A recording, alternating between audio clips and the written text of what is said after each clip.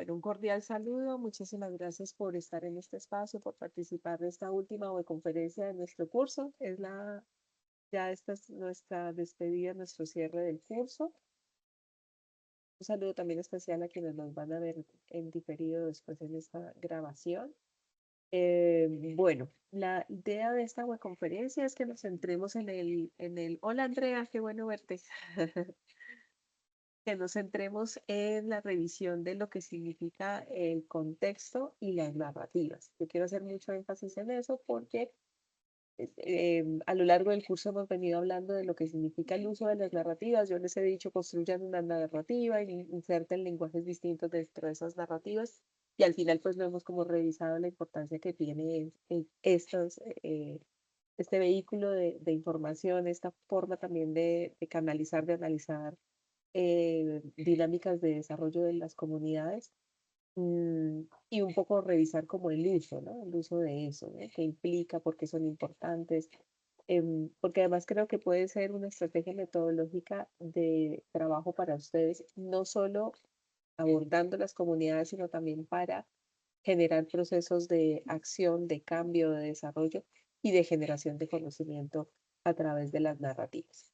Entonces, la idea es, como siempre, pues en todos estos espacios de webconferencia, vamos a revisar como una parte teórica, algo también metodológico en este caso en particular, y al final pues nos centramos en revisar las actividades, la que cierra ya el día de mañana, mirar un poco o dudas que tengan allí, si existen, y la última actividad, que es la que inicia el lunes y pues en la cual tenemos muy poquito tiempo para el desarrollo, entonces también como dejar algunas pautas aquí establecidas y aclarar dudas de lo que tengamos. ¿Listo?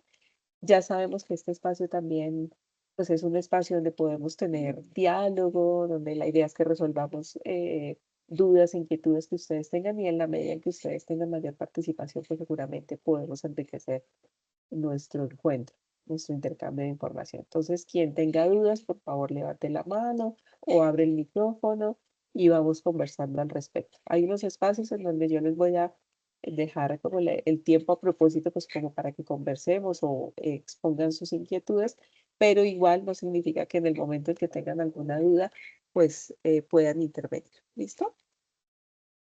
Bueno, entonces, gracias Karen, Joana, María Alejandra, Andrea por estar aquí en este espacio. Y Amalia, que acabó de conectarse también, bienvenida. Bueno, entonces lo primero que vamos a revisar, así como nosotros sabemos que dentro de nuestro curso, para este último resultado de aprendizaje, tenemos varias lecturas que abordan eh, como interrogantes y nos dan como algunas pautas para hacer lectura de contexto, ¿no?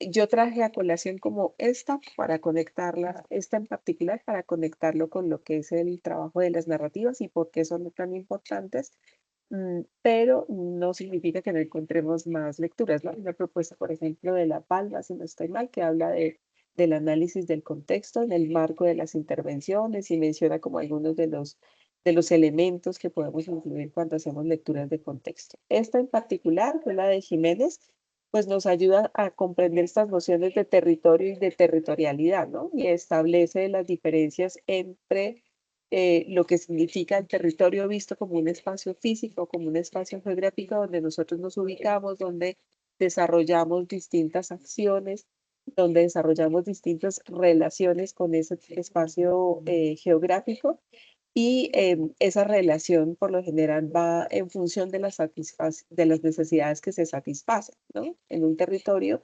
nosotros encontramos toda una estructura y todo un andamiaje de interacción en función de instituciones que se crean, en función de servicios que se nos proporcionan, en función también del sentido que va corriendo, que vamos construyendo sobre la relación que establecemos con ese territorio. Se vuelve importante porque efectivamente allí encontramos posibilidades, recursos, alternativas de satisfacer nuestras necesidades. Unas que son de orden material, por ejemplo, el trabajo, la educación, el lugar mismo donde vivimos, ¿no? Los servicios básicos, ¿no? Que nos ayudan a satisfacer esas necesidades de orden material y otras que son de orden simbólico, ¿no? Por ejemplo, el sentido de pertenencia, los vínculos emocionales que nosotros establecemos con las personas que están allí, los apegos que tenemos también con el territorio mismo, lo que reafirma y lo que alimenta también mi identidad, ¿no? Como mi identidad social, mi identidad como persona, etc. Por eso, el autor pues propone la distinción entre lo que significa el territorio y la territorialidad. La territorialidad entendido como esa apropiación que nosotros hacemos de ese espacio físico, que va muy en función de esa satisfacción de necesidades, porque eso permite que nosotros nos sintamos más o menos pertenecientes a un territorio, a un espacio geográfico, y eso es lo que va a permitir que podamos ser más o menos proactivos en la construcción de ese territorio. Entonces, bueno, eso nos ayuda pues a enmarcar como algunos de los procesos que encontramos en el desarrollo de las comunidades, nos ayuda a tratar la relación que establecemos a partir de esa territorialidad, de esa apropiación del espacio con los procesos mismos de empoderamiento. Acordémonos que cuando nosotros revisamos los procesos de empoderamiento, allí encontramos que hay un empoderamiento que puede ser que puede estar en el nivel psicológico, ¿cierto? Que describe procesos muy de orden personal, hay procesos de empoderamiento que se encuentran en el nivel organizacional, que es como los que desarrollamos en apropiación con los grupos o con las comunidades donde generamos arraigo, sentido de pertenencia o donde desarrollamos actividades también funcionales para nosotros. Y puede existir también un empoderamiento a nivel comunitario, que es como la visión más amplia, ¿no? Para mí es más como a nivel social, ¿no? Para que no se confunda como lo organizacional con lo comunitario.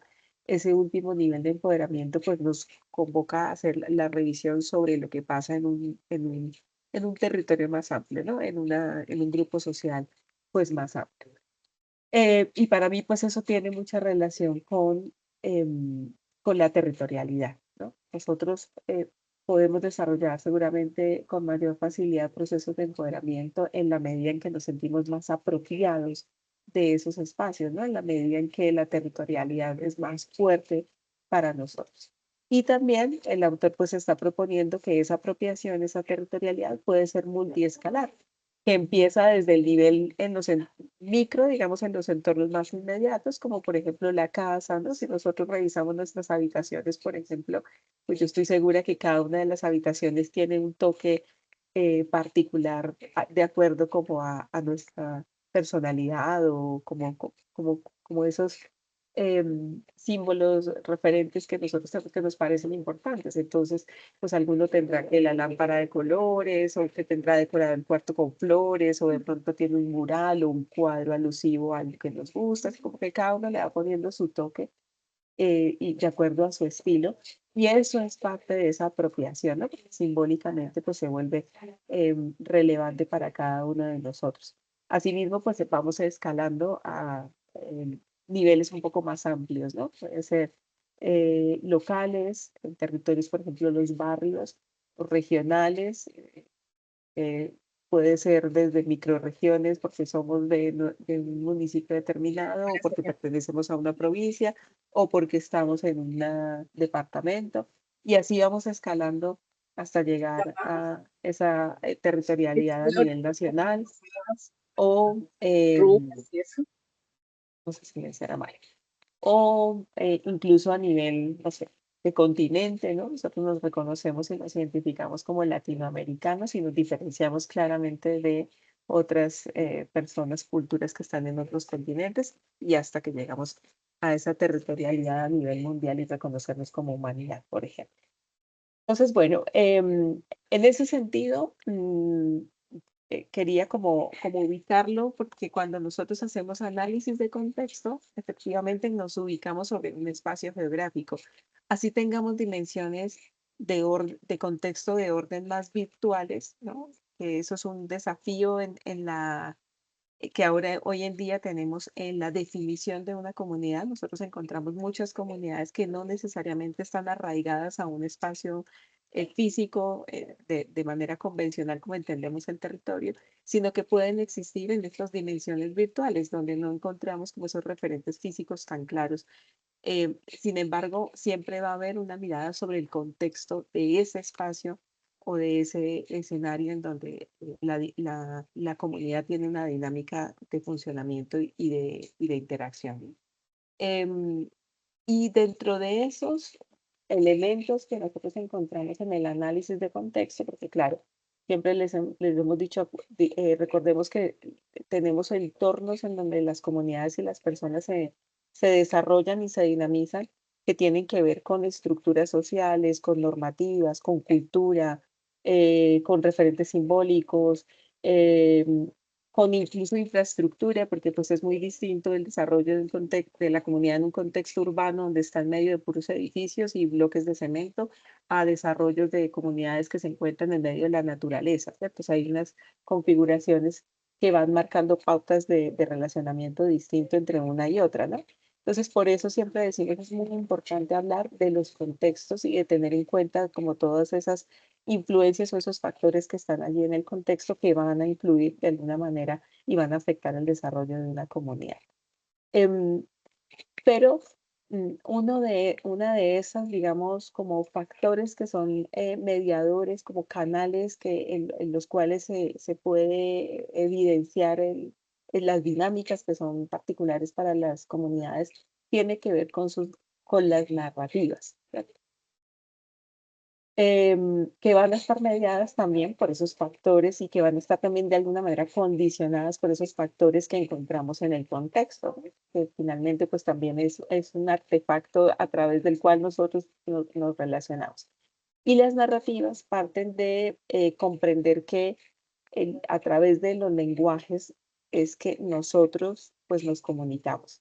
Las personas, los seres humanos tenemos una de nuestras características distintivas, pues tiene que ver con la producción de lenguajes distintos que son los que nos permiten relacionarnos, que son fundamentales para nosotros, que son los que nos permiten abrir esos canales de comunicación y son los que van enriqueciendo todos nuestros procesos de desarrollo, de avance, de comprensión, de aprendizaje, que son fundamentales pues para la vida del ser humano, ¿no? Entonces, por eso hacemos énfasis y hay como muchas corrientes de pensamiento que metodológica y teóricamente nos dicen es importante hacer análisis de esas narrativas, es importante tener en cuenta cómo a través de los lenguajes, de distintos lenguajes, nosotros pues vamos construyendo posibilidades para que entendamos y podamos a expandir esas formas de interacción con las comunidades y hacer estrategias incluso de acompañamiento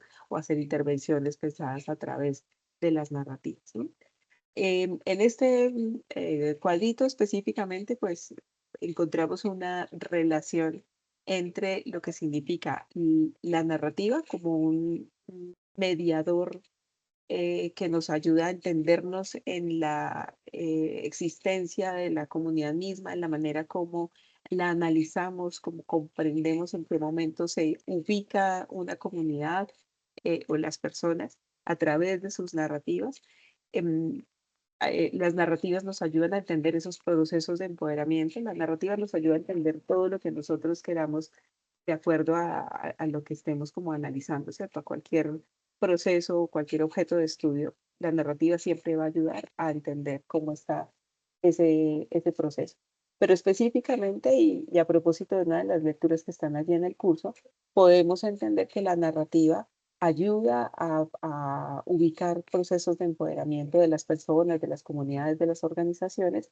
Y en este caso en particular, la narrativa también es un mediador, es un canal que ayuda a visibilizar a la mujer.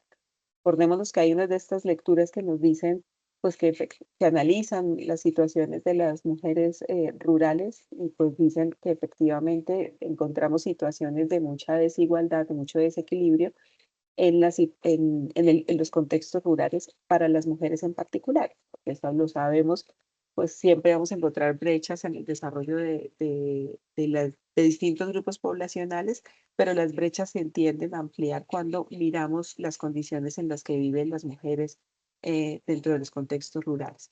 Por lo tanto, las narrativas son una estrategia que nos ayudan a entender, una herramienta, diría yo en este caso, una herramienta que nos ayuda a entender los procesos de empoderamiento en que se encuentran las mujeres, pero a su vez es una estrategia que puede ayudar a visibilizar a la mujer, porque le da voz y al darle voz, pues estamos haciendo un reconocimiento de su existencia y de la situación en la que está esta mujeres. ¿De acuerdo? Entonces, por eso lo resaltamos y lo rescatamos aquí como uno de los procesos fundamentales. Según estos autores, podemos entender que la narrativa es un método de producción de conocimiento. Y aquí resaltar como algunos aspectos importantes, es que nosotros encontramos narrativas y narraciones, ¿cierto? Las narraciones, como estos discursos y estas producciones de las personas que nos van relatando de manera natural, en un lenguaje completamente natural, porque al final de cuentas, pues narrar significa hablar, significa, se da en un marco de una conversación, se da en el marco de un diálogo, pero esa narración, eso que nosotros escuchamos, esa conversación que establecemos con las personas, nos permite entender que hay una narrativa en el fondo que está dando cuenta no solo de la comprensión de la persona, no solo de la experiencia de la persona, sino que además nos está dando cuenta de un contexto sociocultural en el cual se encuentran las personas, ¿sí? Es decir, una narrativa se vuelve un objeto de análisis para nosotros, una unidad de análisis también en donde nosotros podemos establecer no solamente los significados o darnos cuenta de cuáles son los significados que tienen las personas en su narración, sino que además nos podemos dar cuenta de cuáles son esas condiciones del contexto en el cual se genera esa narración, ¿sí? Y por eso se vuelve como tan importante. ¿Eso de qué depende? Pues depende de nuestra mirada también como, digamos, investigadores, como psicólogos comunitarios, como profesionales, como personas que tenemos curiosidad también, ¿no? Intereses sobre la comprensión y sobre el análisis que hacemos de esas narrativas, ¿no?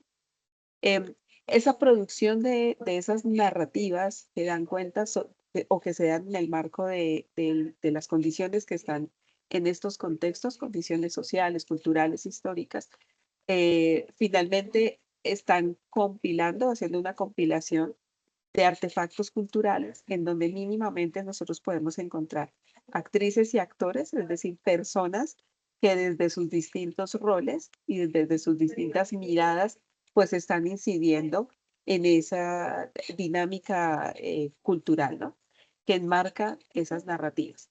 Y además de eso, están dando cuenta de las formas de interacción en que se establecen distintas dinámicas entre los distintos actores, incluyendo pues al narrador mismo. ¿Sí? Y esto al final, digamos que nos da cuenta en un contexto, en un escenario pues más amplio, nos da cuenta de esa creación de significados que encontramos implícitos en las narrativas mm, y que podemos identificar a través de la conexión secuencial de ideas, ¿cierto? No es azaroso o no esté provocado solamente por las preguntas que nosotros establecemos o la conversación que establecemos con las personas, no se da al azar la narración de en cierta secuencia, ¿no? Si yo entrevisto a una persona y le digo, bueno, defíname, le digo a Andrea, defíname quién es Andrea. ¿Quién eres tú? Y Andrea puede decir, no, yo soy una mujer, que soy psicóloga, que soy trabajadora, que soy mamá.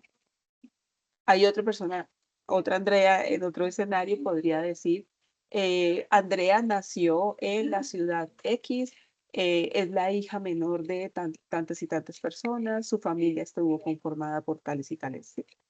Hay dos formas de definirse, ¿no? Y de acuerdo, cada persona elige de acuerdo pues a su nivel de importancia. Ahí hay un significado importante. La manera en cómo se cuentan secuencialmente las historias, pues da cuenta de un significado en particular. Seguramente para una primera persona es más importante definirse a partir de su rol, por ejemplo, pero para otra persona es más importante definirse a partir de su historia, de cómo se construyó su historia y vamos identificando seguramente hechos que fueron trascendentales o que marcan un hito importante en esa historia, ¿sí? Y esa secuencia, esa forma como se cuenta la historia, pues da cuenta de un tipo particular de conocimiento.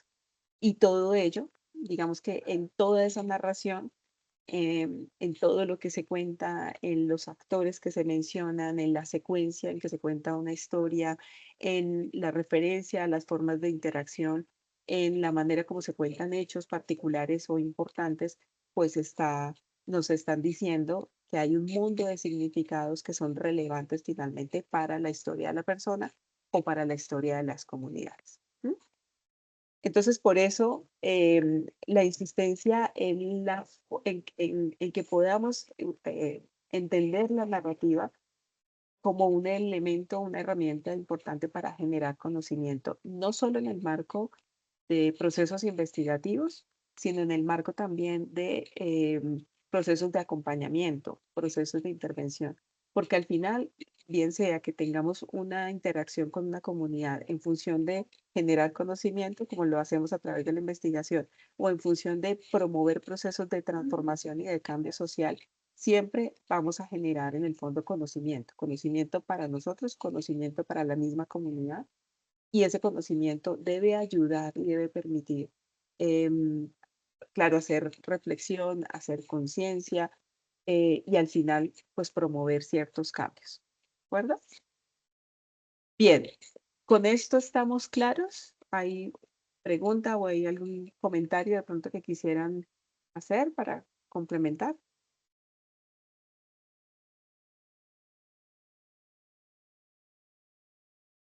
Andrea, te escuchamos. Bueno, saludarlas a todas, buenos días. Buenos días, Andrea. Gracias por el espacio, directora.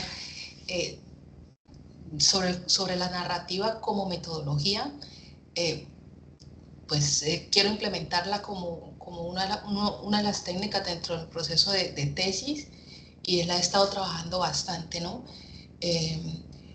Y dentro de ese escudriñar, comprender, entenderla, porque es nueva, es emergente, alternativa, tienen nuevas, ¿cierto? Me imagino que en la medida en que se va usando es que va a dar resultados que se van a ir viendo, ¿no? Como uno dice, in situ, mientras se está trabajando. Eh, Identificaba un potencial, un valor del instrumento que es las formas de... la lucha contra esas formas de dominación que nacen en la imposición de una historia, ¿cierto? Que se ha impuesto a una comunidad, sea una población, sea un grupo, y que siempre esa historia que se contó, que de pronto está en los libros de historia, en los libros sociales, ha puesto en una posición a esa comunidad de vulnerabilidad, manteniendo esa vulnerabilidad en el tiempo, hace que persista. El poder que tiene la memoria histórica, la narrativa, cuando es oficial, Ujú, se cala en esa psiquis de la comunidad, de la de acuerdo. individualidad, y lo mantiene en un locus de control, en un estado así como de que, no, nosotros somos así, nosotros somos Claro, así, los nosotros somos, inmovilizan. Ujú, inmoviliza a la comunidad. de acuerdo. Y, y entonces me, me, me venía como ese adagio popular que nos decían, la palabra tiene poder, y empezó a tener significado también eso, de palabra tiene poder, como una memoria histórica creada desde la institucionalidad, desde esos grupos de poder que permanecen dentro del Estado-Nación, mantiene vulnerable a la comunidad, mantiene vulnerable a la mujer, y nos mantiene vulnerable, por lo menos, no quiero polemizar sobre el tema, voy a hablar sobre la mujer como territorio, el cuerpo de la mujer como territorio, empezando por su útero, cómo nos mantienen a nosotros también en ese estado, en ese pensamiento de que, por ejemplo, el útero, quedamos embarazadas, no, eso es un cigoto y el cigoto ya, eso es vida y eso ya es vida y por ser vida, entonces ya no te pertenece a ti, le pertenece al Estado, a las leyes, al hombre. Y cómo hasta en esas partes tan complejas como es nuestro útero, que es nuestro útero, o sea, es mi útero, si tú sacas el útero ya no va a funcionar, él no va a funcionar allá Claro. afuera mío, nos han mantenido, ¿cierto?, en un locus, y cómo nuestros significados, nuestros esquemas mentales trabajan con respecto a esos significados. Entonces, ese valor instrumental de la narrativa, claro, es nueva, para mí es novedoso, me ha abierto una cantidad de preguntas, la reunión de ayer, la clase de espejo, yo pensé que era hoy a las 3, que me la perdí, tristemente, porque quería verla Ajá. por lo mismo que la estoy usando, y bueno, ese era mi aporte, de lo Qué interesante bueno, que es Andrea, me alegra la mucho, metodología. sí. Para mí también es novedoso, digamos que surge un poco a partir de, pues, de mi experiencia investigativa con mi tesis y por eso empecé como a insertarlo en el curso, porque creo que, como tú bien lo señalas, Andrea, hay mucho poder en comprender la narrativa como como un método, ¿no? Método, pero no solamente para investigación, sino pues incluso para acciones, ¿no? Digamos que en esto hay muchas posibilidades como método, o sea, como procedimiento, pues de ir explorando, ¿no? Entonces hay análisis temáticos, análisis de discurso, análisis de contenido, la misma teoría fundamentada que se centra en poder capturar esos significados que hay detrás de cualquier acción humana. Porque a propósito de esto que mencionabas tú ahorita, Andrea, de cómo las intervenciones del Estado nos mantienen en una narrativa, claro, son construidas bajo una lógica también de poder en donde no te lo dicen porque no hay una narración, pero una política, por ejemplo, un programa que termina siendo asistencialista, pues tiene en el fondo en el fondo va transmitiendo ese significado de que la comunidad se mantenga inmóvil. Y eso o sea, es completamente opuesto y muy nefasto para nosotros como psicólogos comunitarios que queremos impulsar o promover procesos de empoderamiento. El empoderamiento es autogestión, autoconciencia, autoconocimiento, autoestima, autovaloración, identificar, mm, creo que el desarrollo de una conciencia crítica, ¿no? Y acciones, ¿no? Buscar acciones. Pues claro, esto es completamente opuesto, ¿no? Son dos caminos casi que en paralelo y opuestos que en ningún momento se van a encontrar. Pero yo creo que pillarnos eso y darnos cuenta de eso y poderlo de alguna manera empezar a movilizar a través de narrativas distintas, pues son posibilidades también para nosotros de expandir o promover formas de desarrollo para las mismas comunidades. Entonces, súper interesante, Andrea. Ya les voy a mostrar como algunos ejemplos de uso, no sé, bueno, para que discutamos al respecto. Profe, Y buenos espero que días. eso les pueda servir. ¿Listo? Ya lo comunicamos, lo vamos dialogando, conversando más, Andrea. Gracias. Amalia, buenos días. Cuéntanos. Te escuchamos. Muy buenos días, profe. Sí, es que tenía la manito levantada y dije, ay, de pronto la profe ya va a pasar a otro paso. No, no, no, para nada. De tenerte Muy buenos pendiente. días, profe. Buenos días, compañeras. Eh, Mira qué constructivo es esta exposición que estás haciendo. Y, por ejemplo, yo estoy trabajando con madres cuidadoras con niños de discapacidad, en condición de discapacidad. Y uno ve que a través de esa narrativa, cómo podemos nosotros ver las falencias que hay, que la problemática que hay con estas madres y que cada una en una condición diferente tiene las mismas necesidades básicas, pero lo están trabajando a nivel personal. No han hecho pues esa fusión para trabajarlo en comunidad y buscar esta solución, ¿cierto? Entonces, qué importante la labor nosotros como profesionales, poder aportarles a ellos la orientación que necesitan para promover y poder orientar y facilitar esas rutas en las cuales podemos llegar a solucionar muchas cosas en la participación comunitaria, ¿m? Empoderando a estas madres, porque pues generalmente las cuidadoras eh, son mujeres, generalmente no son hombres, o por lo menos en el lugar donde estoy haciendo el estudio con las mamitas, no hay por lo menos el primer hombre cuidador. ¿M? Y hablaba la compañera, no, es que todo viene desde el útero, desde adentro, desde las vísceras. Nosotros como madres, como mujeres, siempre tenemos ese amor y de pronto se nos apaga en qué momento. Estas mamitas cuidadoras, cuando tienen de pronto un hijo normal y nace un niño con discapacidad, a ellas se les apaga mucho esta parte emocional y creen que es lo peor que les pasó, ¿cierto? Pero como hablábamos en equipo, no, miremos las fortalezas de nuestros chicos, empoderémonos con nuestros niños y vemos qué cualidades tiene cada niño con discapacidad, porque hay niños que tienen muchas cualidades. Yo tengo la experiencia y quiero compartirla acá con ustedes para que veamos cómo el empoderamiento a través de esa narrativa que se hace. mm, en algún momento yo fui concejal de un municipio y siempre estaba enfocado en estas comunidades. Entonces encontré una mamita de, ella estaba con depresión, ella había ido al psiquiatra, estaba medicada, una cosa así. Yo dije, no, esta mujer tan joven y tiene como muchas cualidades. Entonces empecé a hablar en el entorno, su niña con síndrome de Down. ¿Mm? Y resulta que vimos una habilidad en la niña corría muy rápido. Y en este momento, ella fue campeona nacional en los niños con síndrome de Down en atletismo. O sea, la fuimos fortaleciendo a ella, la fuimos empoderando.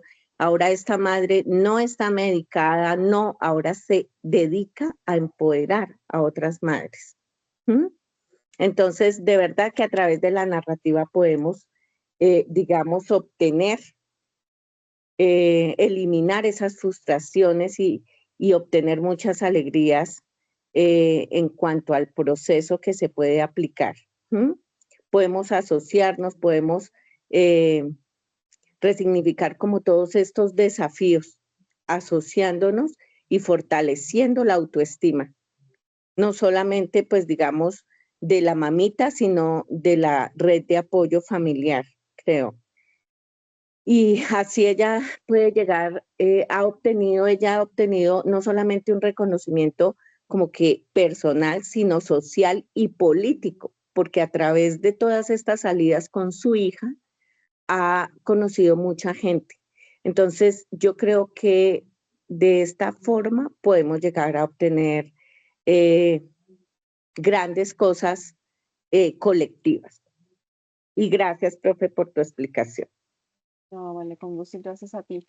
Al final, claro, lo que les decía hace un momento, ¿no? Al final, pues toda narrativa es la que nos da cuenta de las comprensiones que hay en una cultura, son artefactos, ¿no? Culturales, ¿no? Canales ¿cómo se llama?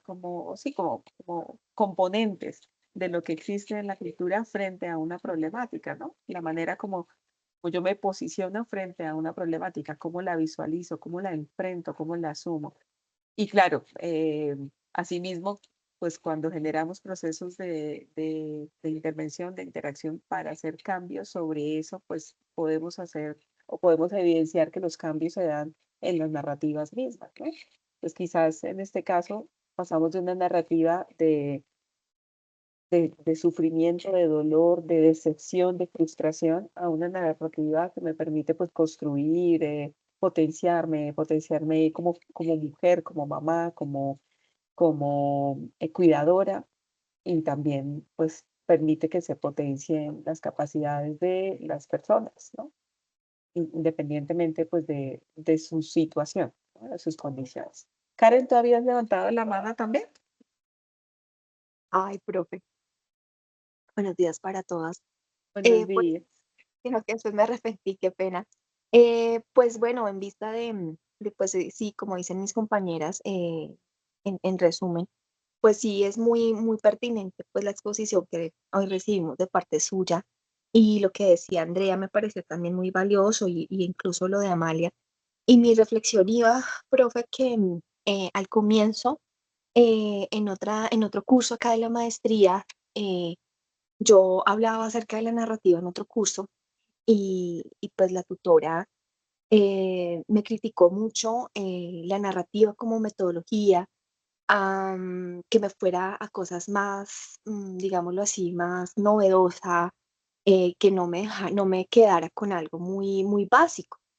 Sinceramente, en ese momento me sentí frustrada porque yo había encontrado en la narrativa algo muy poderoso, como ustedes lo han manifestado hoy, así yo lo encontré en ese momento. Em, y plop, se me cayó como, como el pedestal. La forma en que yo quería empezar a trabajar la narrativa, no solo en la maestría, sino afuera en mi profesión. Em, pero con el tiempo, profe, comprendí algo y ahorita como que también lo complemento y es que si dentro de esta maestría que nos está permitiendo ese proceso de formación, contempla en este curso la narrativa, es porque tiene un plus muy importante para nosotros.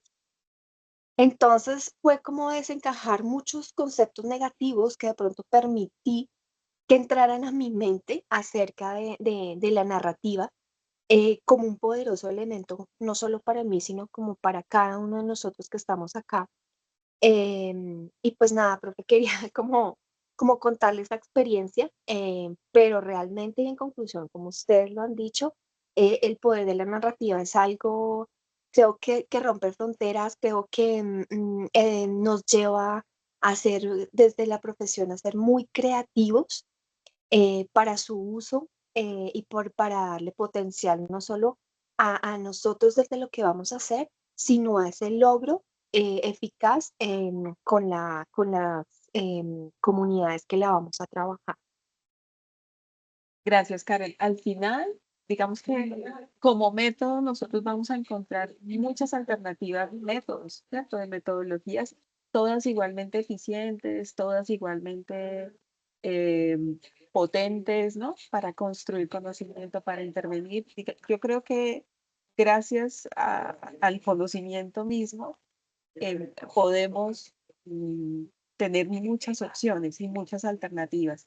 Pero lo que sí les digo es que independientemente de los métodos por los cuales nosotros optemos o con los que nos sintamos más afines para desarrollar cualquier proceso de investigación, de intervención, de acompañamiento, tenemos que tener mucha claridad de cómo manejarlo, ser muy rigurosos y yo creo que esa es como nuestra responsabilidad, ¿no? Y eso es lo que nos corresponde en nuestra formación. Nosotros tenemos que, si vamos a optar, por ejemplo, con la narrativa porque nos gusta, porque nos parece que es afín a lo que queremos, ¿no? Que es pertinente para nuestros objetivos, pues lo que sí nos corresponde es ser muy rigurosos, muy cuidadosos con su abordaje y entender que pues dentro de cada método siempre tenemos también varias formas de usarlos, ¿no? Hay muchas corrientes de pensamiento incluso que esto puede ir desde lo muy cuantitativo hasta lo muy cualitativo, simbólico, abierto, ¿no? Entonces, bueno, recordarles también que la narrativa no solo si bien nos da como una posibilidad de entender como esos significados, esos sentidos que tiene para las personas, para las comunidades y por eso se vuelve como un método, un vehículo muy interesante para trabajarlo y abordarlo. No solamente está como ceñida a las palabras, ¿no?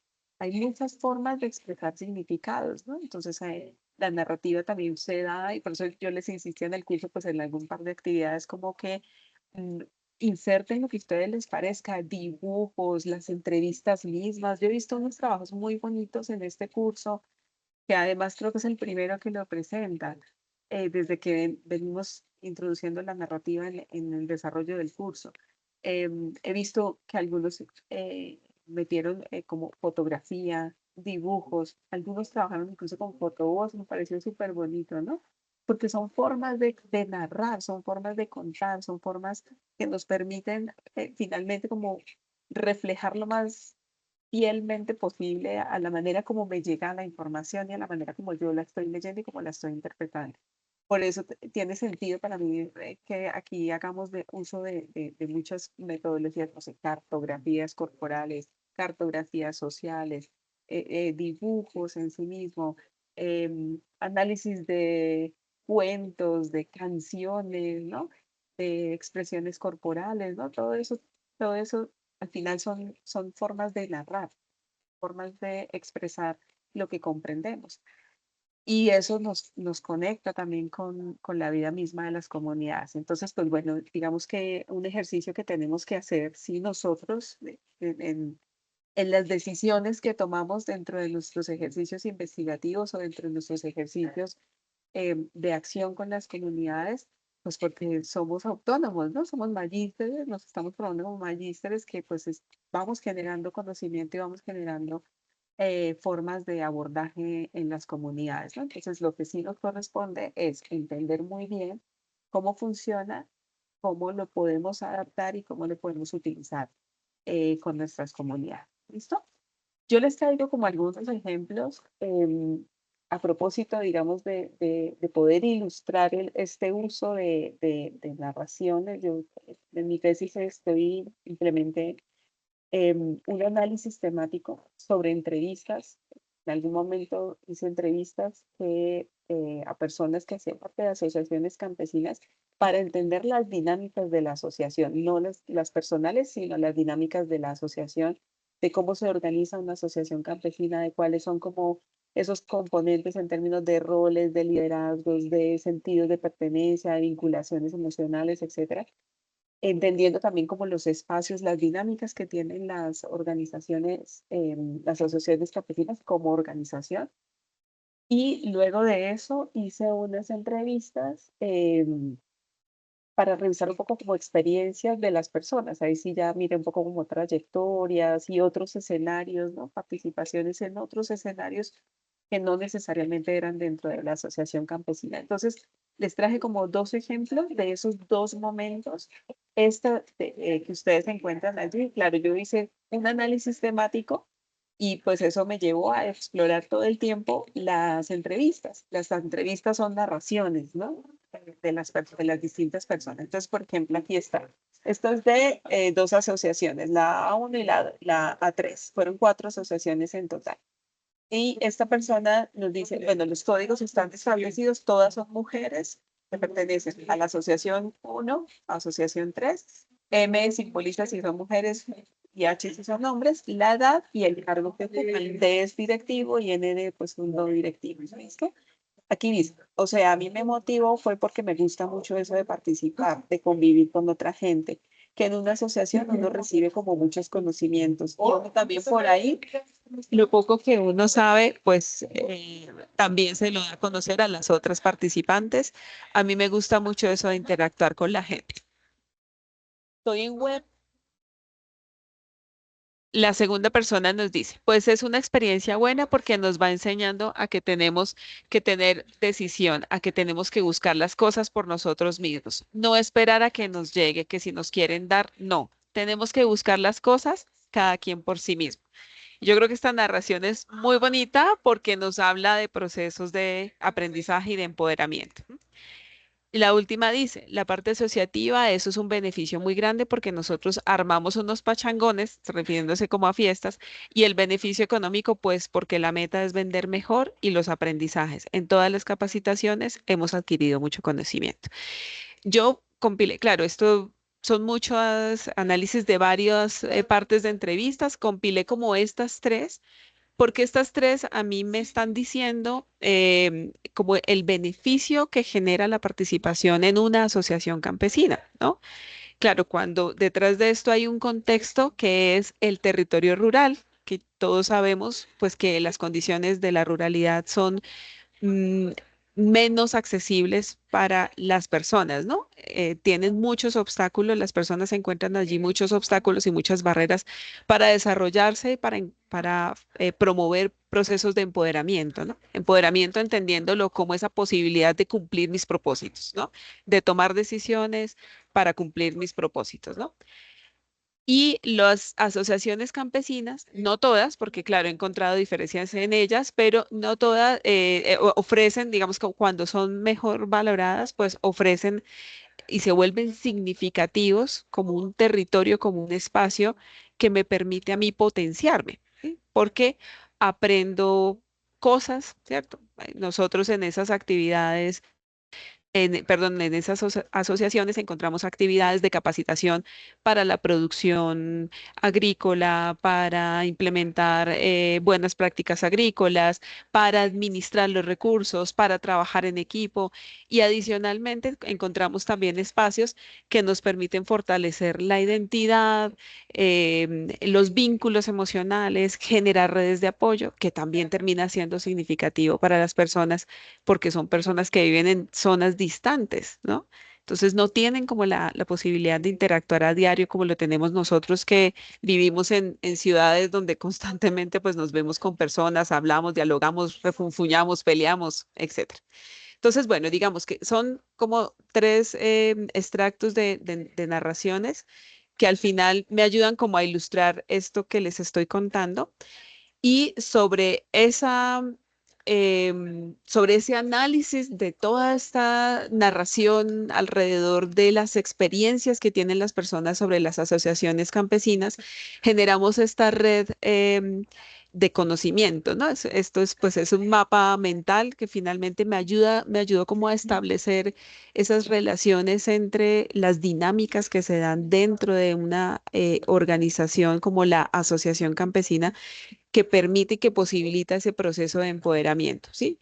Aquí hicimos énfasis digamos, uno de los elementos centrales son los roles que desempeñan las personas dentro de las asociaciones campesinas y allí está centrado en dos roles importantes. Uno, el de la junta directiva, que tiene digamos que proporciona unos elementos particulares porque a través de la junta directiva se desarrollan pues los roles de liderazgo, ¿no? Y ese liderazgo, cuando es de tipo comprometido con las personas, no solamente con los objetivos de la organización, sino que se compromete y se preocupa por potenciar a las personas, cuando es compartido también, cuando es abierto, pues genera, digamos que, unas condiciones que son favorables para el empoderamiento de las personas, ¿no? Que se vuelve un liderazgo inspiracional, porque se generan esas creencias sobre la importancia que tiene cada una de las personas en la organización, etcétera. Y el otro rol que está relacionado también o que entra a interactuar con los liderazgos es el rol como asociados, es decir, como pertenecientes a una organización que tiene unos objetivos y que va estableciendo una serie de espacios que también se vuelven importantes para las personas. Entonces tenemos espacios para capacitación, espacios que son propios de la organización, es decir, de cómo establecemos planes de trabajo, cómo administramos los recursos, cómo vamos mirando qué avanzamos, cómo evaluamos, etcétera, y espacios para la diversión, ¿no? Que fortalecen la socialización, los vínculos emocionales, las redes de apoyo. Y bueno, digamos que va trascendiendo también a otros espacios que están por fuera de la organización misma, ¿no? Y en estos dos roles, pues encontramos dos elementos fundamentales que también están mediando en ese rol de manera permanente. Uno es la participación en la toma de decisiones, no solamente asistiendo a los espacios que promueve la organización, sino específicamente sobre toma de decisiones y el sentido de comunidad que se va fortaleciendo a través de estas dinámicas mismas, ¿no? Entonces, bueno, esto, claro, llegar a esto implicó muchas horas de análisis de estas narraciones, de entender los significados, de también mirar qué elementos del contexto rural y del contexto de las organizaciones están mediando allí para lograr como mirar estas dinámicas, cómo van jugando en función del empoderamiento de las personas. Ay, qué pena que aquí tenemos mucho ruido, no sé si está interfiriendo, pero bueno. Y lo otro que quería mostrarles, que voy a empezar a la inversa, es que a partir de las narraciones, digamos que los análisis que nosotros hacemos con las narrativas pueden mostrarse de distintas maneras, que eso es como lo positivo y lo favorable que tenemos al manejar finalmente un análisis, al manejar unidades de análisis que nos permiten reflejarlos de distintas maneras, ¿no?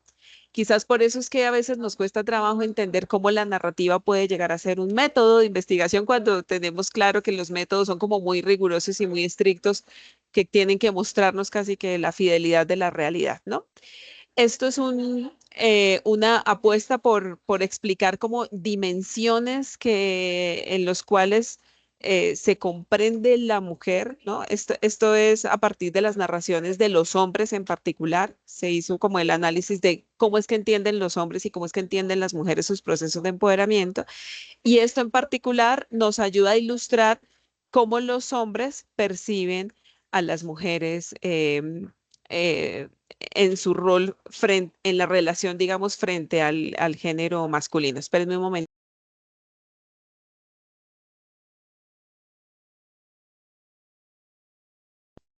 Bien, entonces, digamos que el análisis de toda la narración nos permitió ubicar como dos dimensiones que nos ayudan a analizar esa forma como se ubica la mujer, ¿no? Que al final está cruzando una dimensión centrado como en el acceso a los recursos, porque el tema de lo material es muy importante, ¿no? Que tanto las mujeres producimos y tenemos acceso a recursos o que tanto somos autónomas, pues con recursos económicos. Sabemos que uno de los factores por los cuales se generan desigualdades en las relaciones de género tiene que ver con la capacidad económica, ¿no? El hombre ha tenido que siempre el acceso al recurso económico, por eso tiene como una posición más alta, ¿no? Se ubica en una postura de poder que subordina a la mujer que no tiene el acceso al recurso económico, ¿no? Entonces ahí encontramos que hay una dimensión que va desde el que no cuente con dinero de la mujer y una dimensión que va subiendo, digamos, en la escala de valoración hasta encontrar mujeres que se ubican con mejor administración económica, ¿no? Y por el otro lado, el reconocimiento de capacidades de las mujeres, ¿no? Y vamos en una escala de menos a más, en donde vamos desde la invisibilidad de la capacidad que se reconoce en las mujeres hasta el reconocimiento de las capacidades de las mujeres porque son más organizadas, más disciplinadas y tienen mejores niveles de educación frente al hombre, ¿cierto? Entonces, este cruce, digamos, de dimensiones nos permitió clasificar esa percepción de la mujer frente al hombre en una escala que va también de menos a más, ¿no? Desde la mujer sumisa, que es completamente sumisa porque no tiene dinero, porque obedece todo lo que le dice el hombre, porque además solamente tiene capacidad para desarrollar acciones en el hogar, no más, y eso no tiene ningún reconocimiento ni ningún valor, hasta una valoración, una percepción de una mujer que es incluso más capaz que el hombre en todos los sentidos, ¿no? Físicamente, en su capacidad organizativa, en la administración del recurso y pues económicamente. Y aquí está un poco como las descripciones, algunos de estos narraciones que ayudan a ilustrar esa comprensión, por ejemplo, de la mujer sumisa. Hay uno de los participantes que dice, la mayoría de la plata que se mueve financieramente en el campo la maneja el hombre. La mujer está más no toma decisiones. Estamos en ventas de cultivo y el que recibe el sobrecito con el dinero es el señor. Y la señora ni para preguntarle, ¿no? Entonces, digamos que eso nos ayuda a ilustrar que la percepción, hay algunas mujeres que son percibidas así, completamente sumisas, no opinan, no toman decisiones, no tienen acceso a recursos, no son los que ganan el dinero y pues tampoco son las que tienen la posibilidad de administrar el recurso. En la siguiente escala está la mujer no jefa del hogar, que son las mujeres que pueden participar en algunos escenarios. Específicamente aquí son las mujeres que participan en la asociación campesina, pero no son las reconocidas como jefe del hogar, sino que son las acompañantes de sus esposos, que son los jefes del hogar y los que tienen la membresía, no la membresía, porque los dos pueden ser miembros de la asociación, pero en este caso son acompañantes, ¿no? La titularidad, digamos, el reconocimiento lo tiene es el hombre. Y aquí dice Hernán. Yo creo que más bien las mujeres dentro de la asociación sí han estado en desventaja, porque pues no hay mucha mujer cabeza de familia asociada, digámoslo así. O si es el patrón o es madre cabeza de familia y tiene una vaquita y se le ocurre que quiere asociarse, no lo hace. No sé por qué motivo. En sí, la asociación está dirigida a la familia en común, no es solamente para el hombre de la casa. Él se asocia y automáticamente hace parte de toda la familia. La mujer puede asistir a las asambleas como beneficiarias, pero el asociado es el marido. Entonces, el reconocimiento del jefe, digamos, como jefe, lo tiene el hombre. Después de eso, encontramos una siguiente escala donde consideramos que es importante la mujer y empieza a ganar reconocimiento porque se asume que ella ya se está nivelando económicamente, ¿no? Entonces dice Carlos, por ejemplo, aquí las mujeres se están nivelando en la parte también del manejo económico. No digo el 100%, un 80% de las mujeres manejan su parte económica. Lo que estamos diciendo, siembran y venden ellas por aparte y se van echando su dinerito al bolsillo y no van a donde el marido a decirle que me dé para tal cosa, sino que ellas se compran sus cositas y ya que el marido llegue con el mercado es otra cosa, ¿sí? Pues vemos una valoración en donde la mujer va subiendo, digamos, en esa escala de reconocimiento porque tiene acceso al recurso y gana un poquito de independencia frente a su esposo porque, o a su compañero porque no tiene que pedirle para comprar sus cosas, ¿no? Después de eso, la siguiente escala pues sería como la mujer entendida como igual al hombre. Y lo que dice, por ejemplo, Andrés, para ilustrar esto es ya a nivel nacional está todo cambiando, ya la prioridad es para la mujer, que es el derecho porque ellas también estudian, trabajan igual, o sea, de pronto la diferencia que podía haber años atrás era por cuestión de fuerzas, que un hombre agarra un bulto y se lo echa al hombro y una mujer no lo hacía. Hoy en día usted ya ve que lo agarran cajas de lechuga y se la echan al hombro, la suben al carro, solo era cuestión de darles oportunidad. Tenemos los mismos derechos y los mismos deberes. Y si mira usted en el ámbito municipal, departamental, nacional, se ha equilibrado mucho la balanza porque ahora las mujeres miran y hacen lo mismo que nosotros hicimos aquí con la producción y que vamos a hacer una asociación de mujeres y le colocan el nombre y ya hay unas cuantas asociaciones a nivel nacional que están trabajando e incluso exportando, ¿no? Entonces, digamos que hay un reconocimiento de esa posición de igualitaria que va ocupando la mujer. Y la última escala es donde se reconoce que la mujer incluso es más capaz que el hombre. Dice William, mire usted aquí, las mujeres tienen sus huerticas, ellas trabajan, le meten la ficha y trabajan día y noche. Ellas hacen contratos para trasplantar los colinos, las plántulas y le rinden más que a muchos hombres, porque uno como varón, no, que vamos a tomar un traguito, que tenemos sed, se sientan mientras ellas no. Ellas son, háganle y hacen sus contratos y a remunerarse mejor y va sacando mejor valor económico. ¿Mm?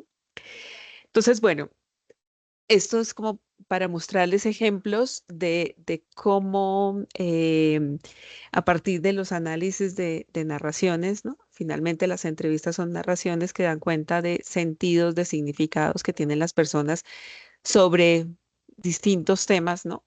Podemos, claro, entendiendo cómo usar métodos, digamos que sean rigurosos, que nos ayuden a estructurar y a organizar información. Al final el método lo que ayuda es eso, ¿no? A organizar, a darle como una estructura, una narración, un orden a esa narración, ¿no? Que vamos presentando, pues podemos generar este conocimiento y podemos también ir generando acciones que van transformando a las personas.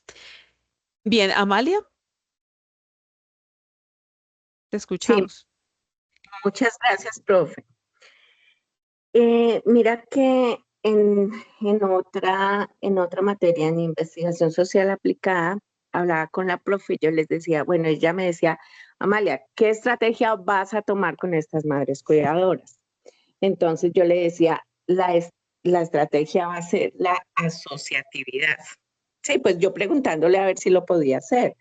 Entonces, claro, eh, aunque cada mamita, sigo hablando de mis madres cuidadoras, aunque cada mamita tiene un mundo diferente y ellas en su frustración de estar 24/7 con sus hijos, ¿m? Ellas sienten que se les acaba la vida, que todo depende de su pareja, que reciben esperando de pronto que el Estado les dé, y al empoderarlas a ellas, ellas tienen muchas habilidades Una puede tejer, otra puede bordar, otra puede hacer el arequipe de papa, por ejemplo. La otra puede hacer los ramitos de Navidad. ¿M? Incluso muchas personas con discapacidad pueden aprender a desarrollar muchas habilidades desde una silla de ruedas y pueden asociarse, no solamente, como tú decías al comienzo, a nivel local, sino a nivel provincial, departamental y nacional. ¿Mm? Entonces, sí, qué buena exposición, profe, con palabras castizas y realmente lo que se vive el día a día. O sea, a mí esta exposición que tú estás haciendo me fortalece mucho y creo que estoy diciendo, bueno, sí voy por buen camino. Entonces, de verdad, profe, muchas gracias. No, a ti, Amalia, por tu aporte. Pues bueno, estos espacios son siempre para eso, ¿no? Que podamos pues construir, salir de dudas, pero también como ir mostrando alternativas y ir retroalimentándonos, ¿no? En lo que, en nuestra formación y en lo que estamos construyendo, porque yo sé que cada una de ustedes está ahorita pensándose y estructurando pues sus trabajos, estructurando sus investigaciones, estructurando sus proyectos, ¿no? Sus trabajos de grado, pero no solo pues en función de, que es lo bonito de finalmente de nuestro programa, ¿no? O sea, no solamente en función de cumplir con el requisito de grado, sino porque es que esto que estamos haciendo tiene un impacto y un efecto sobre nuestras comunidades. Yo sé que todas, absolutamente todas, están evaluando constantemente y pensando qué pasa con mi comunidad, cómo lo puedo aplicar, por dónde me meto, qué hago, ¿no? Para jalonar, ¿no? Para jalonar procesos, que es lo que, pues la ciencia y la razón de ser de nuestro trabajo. Nosotros no estamos aquí solo, digamos, por el título, claro, eso es importante, pero yo creo que lo que nos mueve a todas es qué hacemos para, para poder dejar un aporte, un granito y una semillita en nuestras comunidades, ¿no? Así incluso tengamos trabajos monográficos que también son muy valiosos, pero siempre yo sé que siempre estamos con esa curiosidad de cómo aportamos, ¿no? De cómo, y por eso necesitamos pues también enriquecernos. Entonces, pues bueno, me alegra saber que esto les puede ilustrar y apoyar pues en sus procesos de trabajo comunitario y pues de investigación. Bien, hablamos un poco sobre la actividad. No sé si ya pues ustedes lo saben, ya están listos, ¿no? Prácticamente yo ayer estuve revisando todos los aportes, los foros. Encontré ya avances. Yo creo que casi todos ya están listos para la grabación del video. A mí me gusta mucho, yo les confieso que yo estuve fascinada, yo de verdad me veo los videos, hay unos videos de una hora, más de una hora, y yo los veo completicos, porque en verdad que me enriquece mucho escucharlos y eso también me ayuda a entender de cómo vamos igual en este proceso formativo, ¿no? Que tanto vamos avanzando. Entonces, para mí es muy valioso y pues el video finalmente genera debate, es una producción narrativa también para nosotros, ¿no? Estamos exponiéndonos con nuestros argumentos y nos vamos construyendo y enriqueciendo, por eso parece muy valioso. No revisé ninguno porque no lo hay, no lo han compartido, supongo que en este fin de semana, en estos días ya estarán listos para la grabación. Em, para mí eso es como el producto central, ¿no? Porque es donde veo o logro identificar como esta apropiación y esta capacidad de argumentación que tenemos y podemos o ser fluidos o quedarnos un poco más como con la revisión teórica, pero cuando logramos como aterrizar todos los conceptos que hemos revisado en esa comprensión de la comunidad, para mí yo creo que ya es un logro de aprendizaje muy valioso, ¿no? Entonces, bueno, no sé si hay alguna inquietud al respecto de esta actividad o estamos bien. Ya las dudas fueron resueltas hace rato por ustedes, Andrea. No, iba a colocar la manito y lo que hice Ah, fue... bueno, bien, no importa. Listo, perfecto.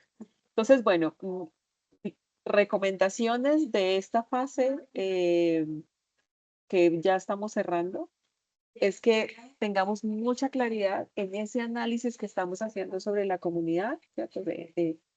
Su empoderamiento, si es que hay empoderamiento, cuál es el proceso, cuál sería como el resultado, la evidencia de ese empoderamiento, en qué nivel lo encontramos, dónde están como estas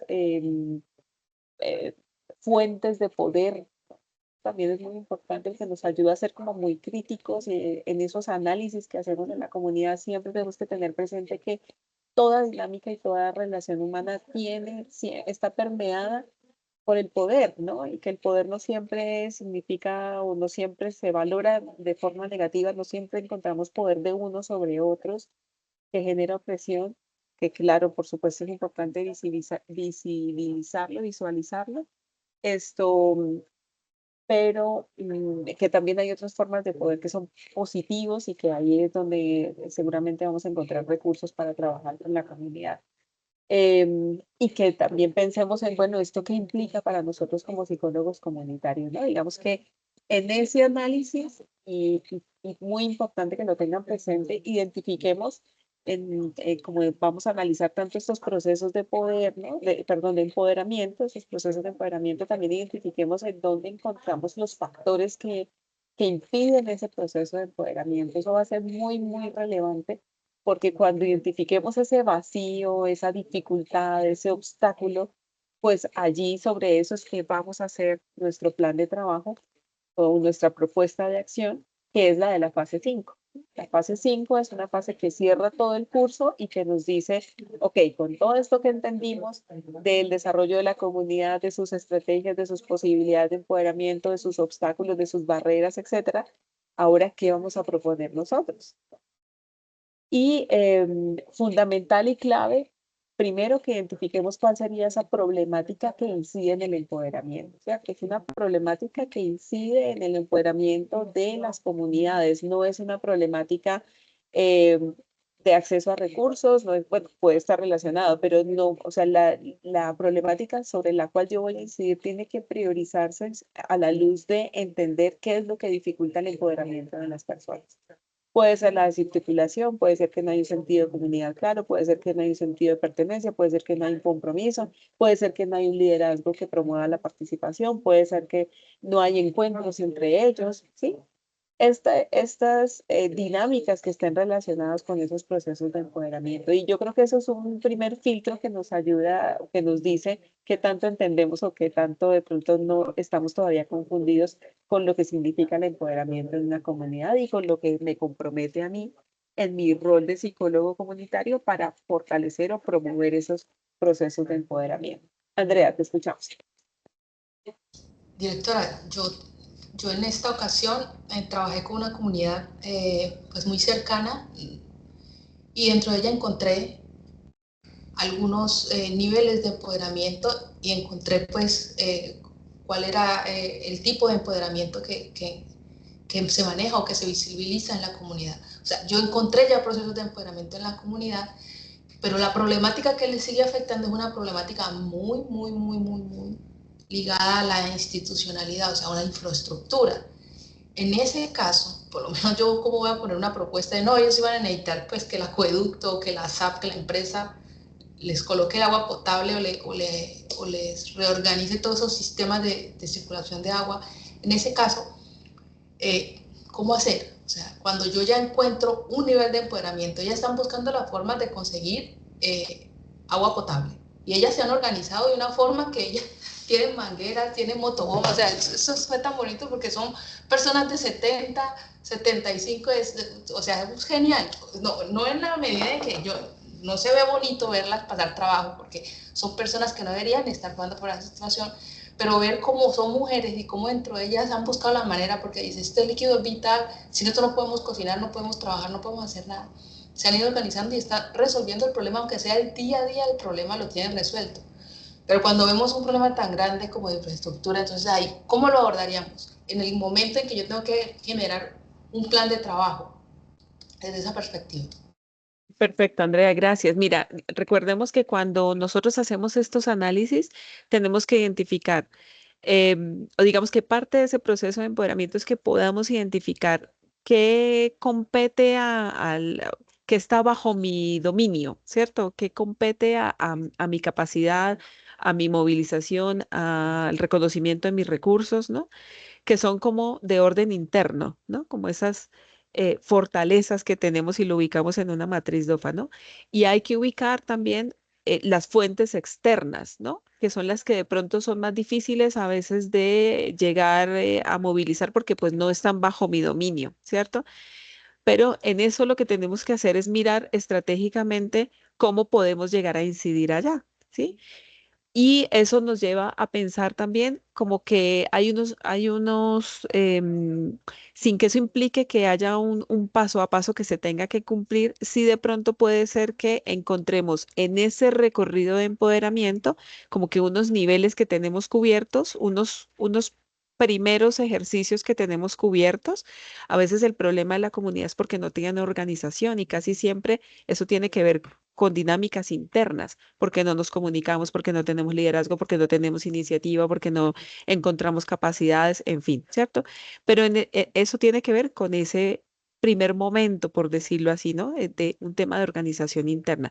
Pero en tu caso, yo creo que tenemos que empezar a revisar los otros momentos en donde ya se ha ido avanzando. Yo creo que claramente ellas ya tienen un nivel organizacional interno que seguramente ya ha incidido en su empoderamiento, digamos, individual, ¿no? Psicológico. Como organización, ellas ya tienen acciones concretas, resultados de ese empoderamiento, pero ahora lo que tenemos que revisar es cómo logramos incidir y avanzar al otro nivel, que sería el social, el comunitario, el amplio, ¿cierto? El institucional. Y yo pienso que allí, o sea, digamos que primero tenemos que tener clara como ese mapeo, ¿no? Como de en qué momento están ellas dentro de su empoderamiento y qué necesitan ahora para lograr cubrir su necesidad, ¿cierto? Y esto implica una acción de incidencia externa. Entonces yo creo que las acciones tienen que estar orientadas a eso, a que nos organicemos y ya internamente lo solucionamos. Necesitamos ahora visibilizar la problemática y tener incidencia externa. Y ahí yo creo que las estrategias son de movilización ciudadana, ¿cierto? De acción colectiva, pero hacia afuera. Y el ¿Mm? fortalecimiento de redes, que también lo había analizado. Exactamente, Estas personas súper, necesitan un fortalecimiento de esas redes. de acuerdo. Sí, Ujú. gracias, gracias Dios. Entonces, Ya me ahí, hizo la pues, tarea. ay, tan linda. Sí, le pasé la copia, no mentiras. Pero allí, pues, Andrea, identifiquen actores clave, ¿cierto? Yo creo que aquí hay un diálogo pendiente con un concejal, un diálogo pendiente con la empresa, un diálogo pendiente con medios de comunicación. Tú le metes medios a esto y ahí lo tienen que voltear a mirar, ¿cierto? Entonces, eso, piénsalo en términos de acciones colectivas, de incidencia en política, de incidencia en espacios sociales, de incidencia en medios, porque eso ayuda a visibilizar cosas, ¿no? Y ya un tema de gestión y ya ahí sí ya de articulación en red, que está muy bien, Andrea. ¿Listo?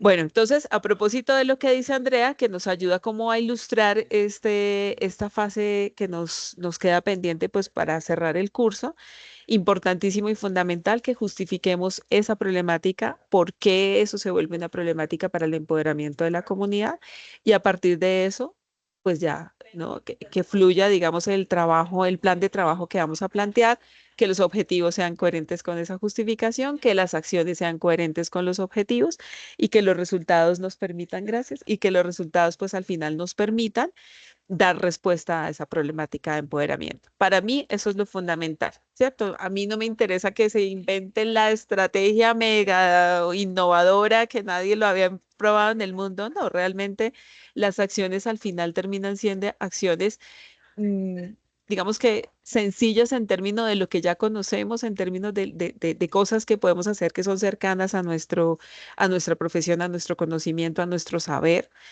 em, pero lo importante es que sean coherentes, ¿cierto? O sea, ya que guardemos una coherencia desde el reconocimiento de eso que necesitamos para fortalecer, para impulsar el fortalecimiento de la comunidad y que al final se operativiza pues en acciones, en tiempos, en recursos, ¿no? Que es lo que pues a mí me interesa ver de sus planes de trabajo.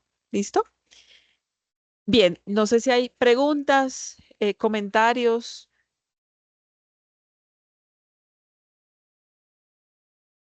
queda todo clarito. Al final no digan, ay, pero es que la profesora no nos dijo nada y ahora nos está evaluando con otra cosa. No, mentiras, Karen, te escuchamos. No, profe. ¿Amalia? ¿O Karen? No sé. Amalia, te escuchamos.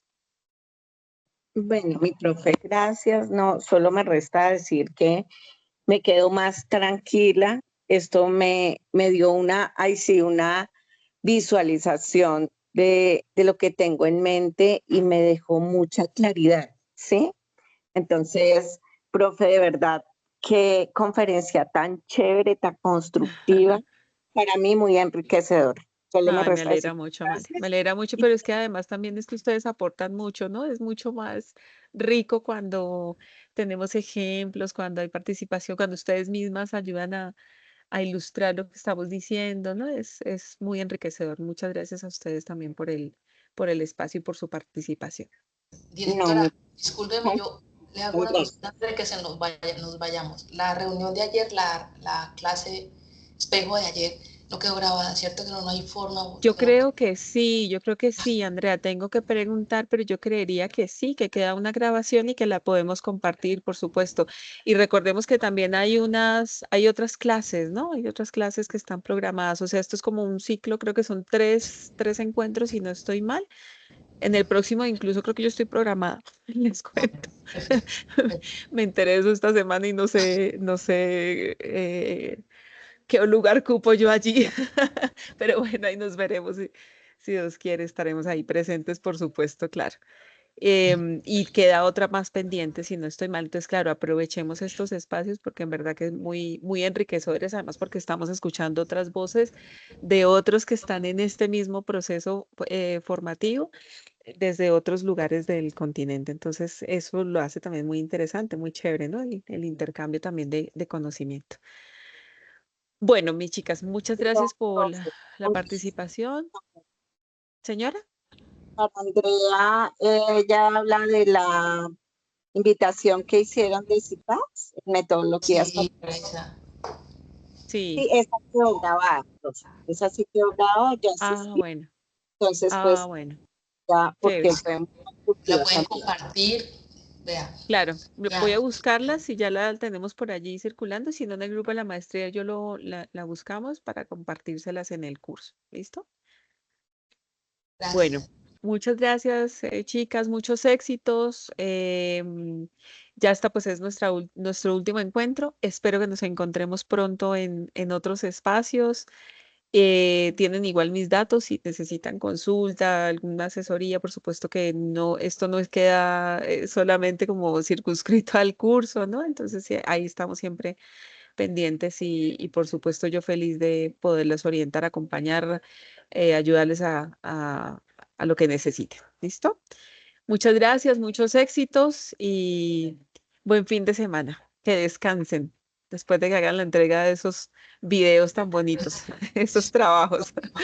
Cuídense. Un Un beso a todos. abrazo, Buena semana. Chao, chao. abrazo. Feliz fin de semana y a las mamitas un feliz día mañana. Un abrazo. Ay, sí, feliz día.